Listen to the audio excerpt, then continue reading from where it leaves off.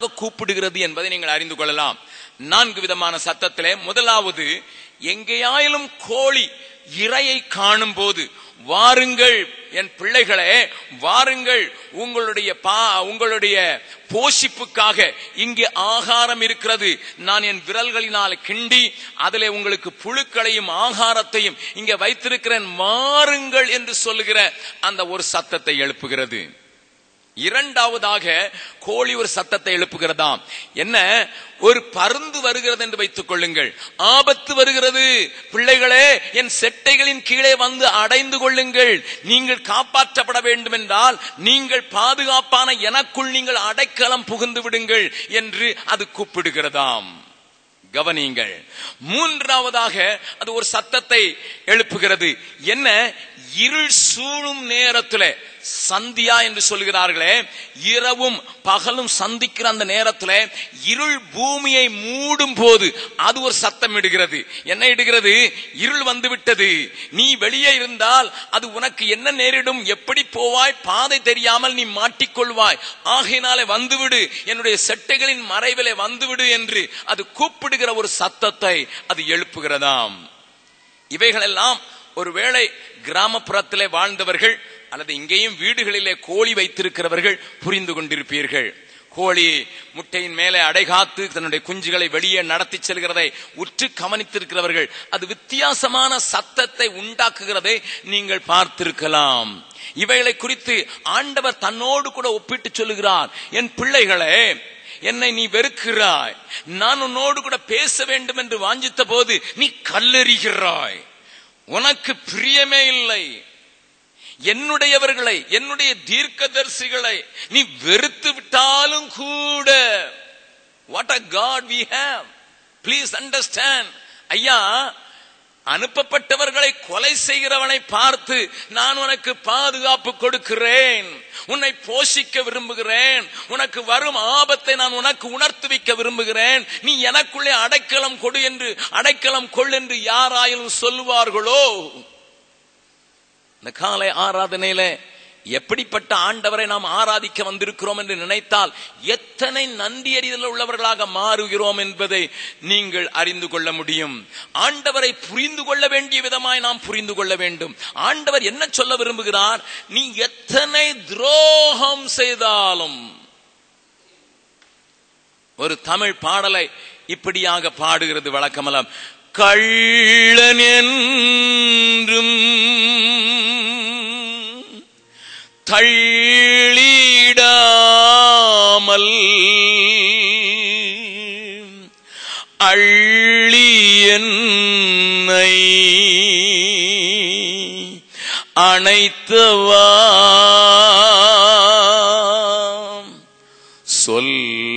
சொல்லடங்கா நேசத்தாலே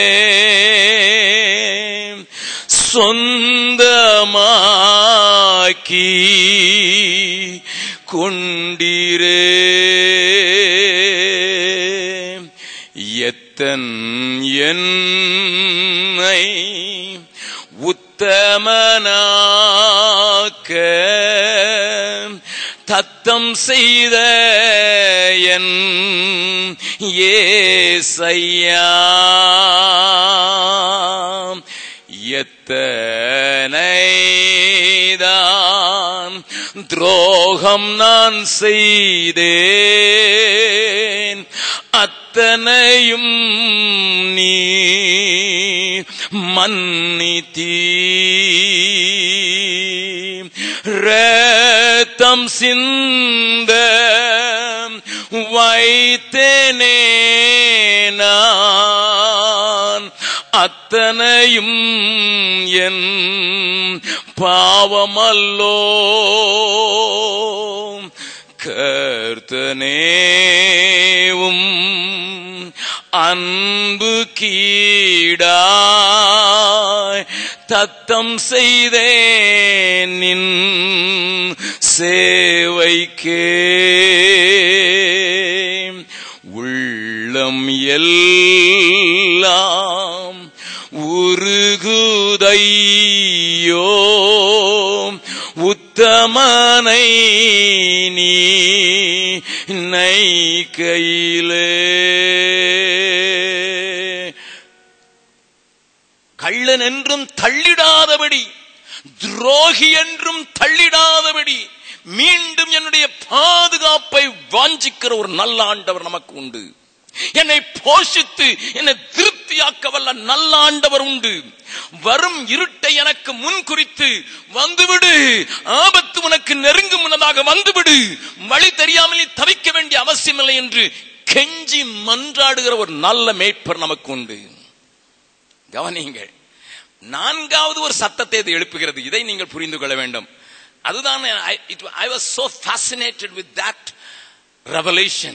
நான்காவது அது ஒரு சத்தத்தை எழுப்புகிறது. அது என்ன சத்தத்தை எழுப்புகிறதா? அதுக்கு கோழி குஞ்சுகள் தன்னுடைய சிறகுகளின் கீழே அங்கேங்க ஓடி திரிவது அதுக்கு இன்பமா இருக்குமாம். The hen itself enjoys the fellowship. அங்கேங்க ஓடி திரியும் போது உண்டாகிற ஒரு கூதுகலத்தை அந்த கோழி விரும்புகிறதுனால என்ன செய்யுமா? ஆபத்து வராவிட்டாலும், இருள் சூழாவிட்டாலும், ஆகாரம் இல்லை என்றாலும் அது பிள்ளைகளை கூட்டி அந்த அடைந்து கொள்ளுங்கள், நீங்க அங்கே அசைவாடுகிறது எனக்கு மிகவும் இனிமையாயிருக்கிறது என்று. ஐயா, உன் ஆண்டவர் நீர் அவரோடு கூட உலாவுவதை விரும்புகிற ஆண்டவர். ஆகையினால் தான் குளிர்ச்சியான வேளையிலே, பகலின் குளிர்ச்சியான வேளையிலே ஏதேன் தோட்டத்திலே ஆதாமும் ஏவாளோடு உலாவ வந்த தேவன் அன்றைக்கு அவனை காணாத போது அங்கலாய்க்கிறார். ஆதாமே, ஆதாமே, எங்கே இருக்கிறார்? He looks for your fellowship. He looks for, இன்னத பாட்டிலே எழுதுகிறது, உன் சத்தத்தை நான் கேட்கட்டும். ரூபவதியே, உன் சத்தத்தை நான் கேட்கட்டும். I cannot be happy without understanding, knowing your voice. இத்தனை நல்ல ஆண்டவர் ஒரு பெரிய அழைப்புக்கு உன்னையும் என்னை அழைக்கிறார். ஏன் முதலாவது அழைக்கிறார் என்பதை நீங்கள் புரிந்து கொள்ளுங்கள். எப்படி அழைக்கிறார் என்பதை சொன்னேன். வருந்தி அழைக்கிறான். எத்தனை தரமோ, that is a beautiful word. எத்தனை தரமோ உன்னை கூட்டிக் கொள்ள, சேர்த்துக் கொள்ள ஆவலா இருந்தேன். ஆனால் what is the response? என்னையா மறுமொழியாக வருகிறது? உனக்கு மனதில்லை. You just neglect my call. என்னுடைய அழைப்பை நீ உதறி தள்ளி விடுகிறாய். உன்னுடைய பாதுகாப்புக்காகத்தான் கூப்பிடுகிறேன், உன்னுடைய போஷிப்புக்காகத்தான் கூப்பிடுகிறேன், உன்னை வழிநடத்தும்படியாகத்தான் கூப்பிடுகிறேன். அழகாக ஒரு பாடலை பாடினோம். என்ன பாடினோம்? கடிவாளத்தினாலும் வாரினாலும் திருப்பப்படாத குதிரையை போல, கழுதையை போல இருக்க வேண்டாம், கோவேறு கழுதையை போல இருக்க வேண்டாம்.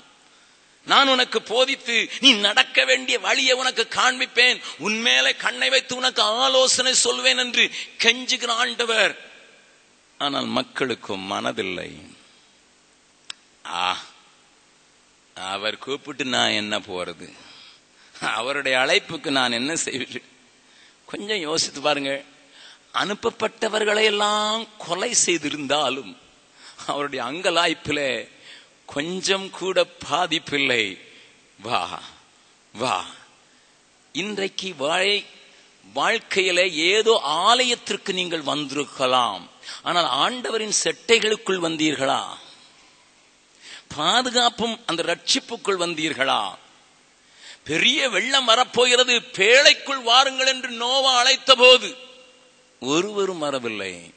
வரப்போகிற அழிவுக்கு தப்பிக்கொள்ளும்படி உன்மேலே பறந்து உன்னை தூக்கி கொண்டு உன்னை கொன்றுவிட பார்க்கிறான். அந்த சாத்தானுக்கு தப்ப முடியாக நான் உனக்கு தரும் அந்த பாதுகாப்புக்குள் ஓடி வந்துவிடு என்ற போது உலக சிநேகம், உலகத்தின் மயக்கம், பிசாசின் தந்திரங்களுக்கு நீ மாட்டப்பட்டு நீ ஓடிக்கொண்டிருந்தாய்.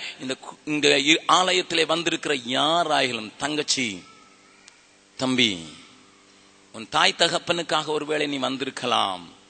ஒருவேளை ஏதோ இன்றைக்கு ஒரு ஸ்பெஷல் பிரீச்சர் வந்திருக்கிறார் என்று வந்திருக்கலாம். அல்லது வேற வழி இல்லாமல் வழக்கமாக ரொட்டீனாக டியூன் பண்ணப்பட்டு விட்டது நம்முடைய வாழ்க்கை. காலை போகணும், அன்னைக்கு போய் ஆலயத்தில் இருக்கணும், அதுக்கு பிறகு இறைச்சி சாப்பிடணும். அது கிறிஸ்தவர்களுக்கு உண்டாயிருக்கிற ஒரு பெரிய காரியம். ஞாயிற்றுக்கிழமை வந்துன்னா ஆலயம் போக வேண்டியது, அதுக்கு பிறகு நல்லா நல்லா இறைச்சி வச்சு சாப்பிட வேண்டியது என்கிற அந்த டியூன்